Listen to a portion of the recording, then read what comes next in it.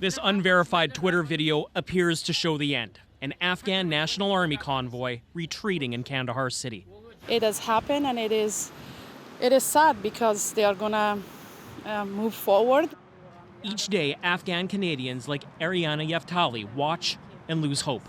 Unfortunately, with this mass and chaos that's been happening, all those progress that has took place in Afghanistan are all diminished. 158 Canadian Armed Forces members died in Afghanistan, many in Kandahar province, where Canadian operations were largely focused. Among the fallen, Nicola Goddard in 2006, the first Canadian woman ever killed in combat. When my sister-in-law was killed, there was an interpreter in the lab with her. Andrew Rusk is her brother-in-law, working urgently now to get Afghans who helped the Canadian forces out. We have an opportunity to do the right thing now in this emerging humanitarian crisis to make sure that the last 20 years weren't for naught. Defense Minister Harjit Sajjan served in Afghanistan. He says it's a priority to airlift those that can prove they are in danger for helping Canada.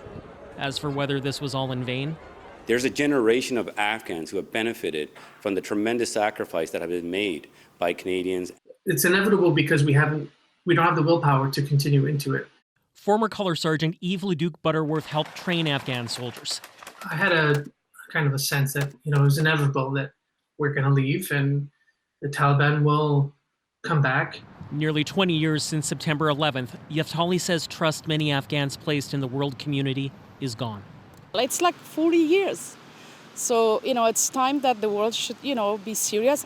As for that airlift of Afghans that helped Canada, tonight the federal government says only that it's ongoing, giving no details on numbers or timing because that could help the Taliban. Cameron McIntosh, CBC News, Winnipeg.